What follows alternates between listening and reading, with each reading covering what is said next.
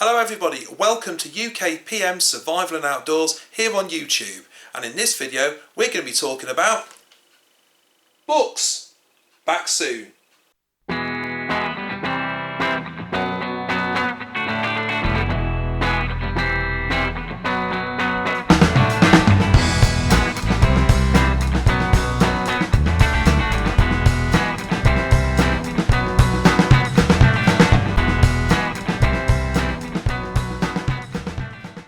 Wow, a lot of books. We're going to come back to those in just a moment. Right now, mobile phones. Many of us have got a mobile phone, and for good reason. Aside from making a phone call, they're like a computer. You can go online, stream music, watch YouTube videos and research information, either downloading it to your SD card or uploading it to the cloud and reading it later. And it's all good, but what happens when things go wrong? What happens when your SD card gets corrupted? You have to format it, wipe it, you lose all that information. Yes, you can back it up, but it's not ideal. And the same with the cloud. You can access the cloud using your 4G network until you can't get 4G or 3G or signal. So you can use the Wi-Fi. In the middle of nowhere? No, can't do that either. So where am I going with this? I'm not saying for a start we're going to get rid of mobile phones and go back to the Stone Age. But what I'm saying is that this is where books have their uses, and I've acquired and collected a pretty good sizable range of books over the years. A lot of them are factual and a lot of them can help out with things. So I'm going to show you a selection of the ones that I've got which are pretty relevant to this channel, and they're not all about the zombie apocalypse. Some of them are not even about bushcraft or anything like that. They're about home preps, which is another area of this channel. So without further ado, I'm going to spin the camera around and I'm going to show you a selection of my books. Well, we're going to start at the top, and these books I'll just keep in a little waterproof bag because they live in the top of my bug out bag. So open the bag, you can see the first one is Food for Free. Nice thing about these little Collins Gem books are they don't take up much space, but they're packed full of information. If you're foraging or want to try your hand at sampling wild edibles, this is definitely a book to get your hands on, because not only does it help you identify, but it also tells you how to cook them and maybe what's best not to have. So there are poisonous things that look like the edibles, and this book will hopefully steer you away from the nasties. It's absolutely packed full of information now. As I say, dead small, lives in my bug out bag, ideal. The next one you can see there is the SAS Survival Guide. You know, an absolutely fantastic book. This one's been signed by Lofty. Loads and loads of information. If you haven't got yourself a copy of this, get one, because they are worth the weight in gold, and 3 million copies, that's not to be sniffed at. I also keep a little New Testament.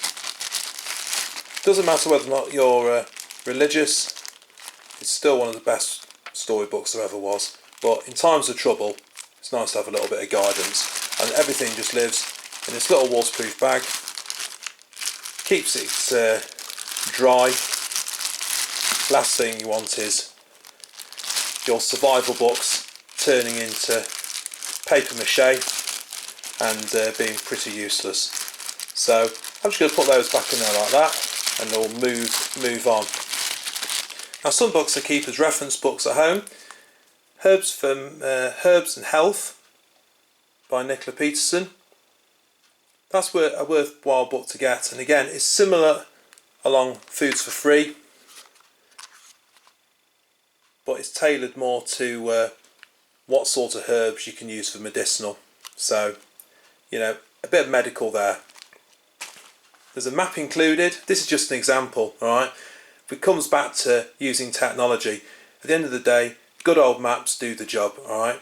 Where possible, get the active ones, or use a waterproof map case, because again, you don't want things to get damaged.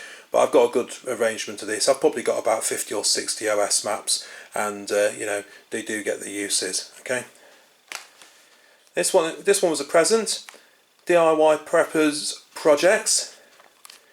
Now some of these books will sort of have a bit of a crossover, but for example, you know, making a mini greenhouse, you know, ideal.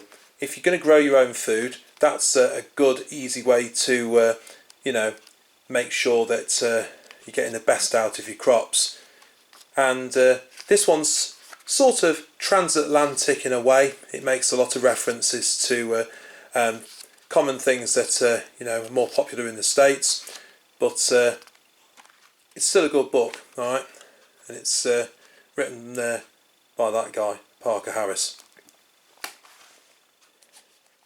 He's written some cracking books, Barry Davies. So this one's Soldier of Fortune, and it's a really good book, full of information. Now you'll notice on these books I've got a little bit of a shine on the camera. I'm sorry about that, but the reason for it is that all my books, as you can just see there, I just cover with the plastic coating, which is an absolute pig to do, because you end up with air bubbles in if you're not careful, but it just offers that little bit of a resistance. You know, if something gets knocked over it, obviously if you drop it in water it's not going to help, but if it gets a bit of rain on the cover or liquid, then it helps just protect the book and make it last a little bit longer. Unfortunately it doesn't do anything for the filming, so it is what it is. While we're on talking about medical stuff, the Green Pharmacy. This is very well renowned. It's full of herbal remedies. You know, obviously the obvious, and as it mentions there, in praise of prunes. Good old fact, eh? But in all seriousness, walking around with all these books might not be possible, but certainly, if you were bugging out for real and there was an SHTF, then you'd be mad not to take along reference books like this. But again, it's reading through these, it's learning things, because, you know, in an ideal world, you'll know all this stuff and it'll be in your head. But in times of crisis, when that's things are moving at 100 miles an hour, having a bit of a reference is all good. As I say, that's written by James A. Duke, Ph.D. A lot of these you can just find online as well. Check out the auction sites. Check out the online ordering. Or if you've got a good pre-loved bookstore, then check them out in there. Mentioned about Barry Davies on the other books. The SAS Escape, Evasion and Survival Manual. Sadly this one is not in absolute mint condition. I think I'll blame the couriers for that when that was delivered a while ago. Fortunately, you know, but the pages are still good and loads of information in there. Again, there's some crossover. Some books will mention one thing, will be mentioned in another book. You get what you want out of things. Salt, again, you know, your body will lose salt. Certainly does in this weather. We're in the middle of a heat wave at the moment. If you're watching this, it's July 2019. The temperature's rocketing up to 30. I think it's 38 degrees at the moment. I reckon it's going to be the highest on record at the moment. So the SAS Survival Guide. Eddie McGee's complete book of survival. Did very well to get hold of this because this is actually quite rare. This was originally, I think it was from the 90s, might have been older than that. Not quite sure who that chap is, but obviously it was given to him. Maybe it's a present. But loads of information there. Now moving on to a couple of things for sort of home use. Now I've had this one for a long time. So you can see there, Reader's Digest.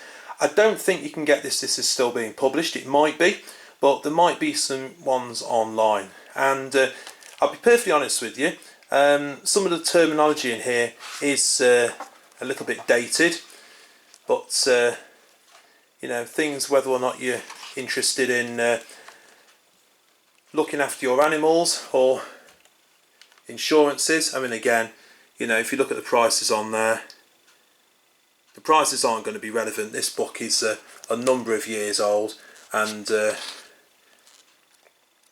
certainly when it's talking about supermarket brands, well, you know, the prices on there aren't going to be the same. It mentions about dial-up internet. That's pretty much non-existent these days. But it's got some good things about saving energy, water, and all these little tips. And look, at the end of the day, money for quite a lot of people, me included, you're mindful of what you're spending. And, you know, a book like this can help you prepare for possible financial crisis, whether or not that's personal or, you know, on a national scale. Some good ideas in there. Anybody who's been watching the Instagram will know I've been on a diet and trying to get fit. I had the bike out, and you know, anybody who has a bike will know that bikes need looking after. So you can get Haynes manuals for bikes. Again, I've had this for a number of years, and some of the terminology looks a little bit dated, but it doesn't matter because it gives all lots of information there. About how to look after your bike, you know, from basic repairs through to rebuilding wheels. And again, you know, it's all got good guidance on there, what tools you'll need, what the difficulty is. Really, really good. And you know, so if you are into your cycling, it's worthwhile just keeping an eye out for that. And that's the Haynes, the bike book. So again, that's been around for a number of years. And for all the people that want to look after the house and do a bit of DIY, Collins did a DIY manual. Now, again, without sounding patronising, stick within limitations. I do, alright. I don't profess to be a tradesman or anything like that. And some of the things in this book are going to be, you know, out of date, but whether or not you want to do laying quarry tiles or moving on to plastering, I'll be perfectly honest with you, I'm not going to be any good at doing plastering, but it gives you the guidance of how to do stuff. So, you know, it's worthwhile having this. And again, you're saving money because some of the jobs which you could do yourself just with a bit of guidance, rather than going on the internet, got a book you can take with you to the actual job. I can't tell you how many times I've used this book over the years. You know, I'd rather fix a small problem before it becomes big and expensive, but at the end of the day, I know my own capabilities, and certainly working at heights in my bag. I'd rather get somebody else in to do that sort of job. Things like plumbing and electrics, especially in the UK, look, we've got rules and regs, okay? You know, it limits you on what you can do, and certainly, without sounding patronising, please don't attempt to undertake electrical work unless you're qualified and competent, okay? Last thing you want to do is make a hash of it, endanger yourself, endanger your family, and if you ever come to sell your house and you've done a bad job, it can cause problems with trying to sell your house as well, you know, the end is. But, you know, at the end of the day, moving on, good reference, and same with all the other books there, you know, worth building up a good stock and learning that knowledge. Read them, don't just put them away and forget about them and get them out when there's a problem. You know, there's times I'll just pick up one of these books and have a scan through it, you know, get that information up in the brain, and then if things go wrong and you're at 100 mile an hour and you need to refer to something that you have forgotten, they're there for you, okay? But build up that knowledge, because that knowledge is invaluable, okay? Now, all those books I've put in the description box at the bottom, so check them out. Go online, check out your local second-hand bookstore if you've got one. You know, at the end of the day, some of them aren't in print anymore. I've got no idea where the majority of these ones came from. So have a look, and hopefully you'll get the ones that you actually want. So any comments or suggestions, please feel free to leave them. Don't forget to subscribe to the channel if you want to see some more videos. Thanks for watching, and until next time, bye for now.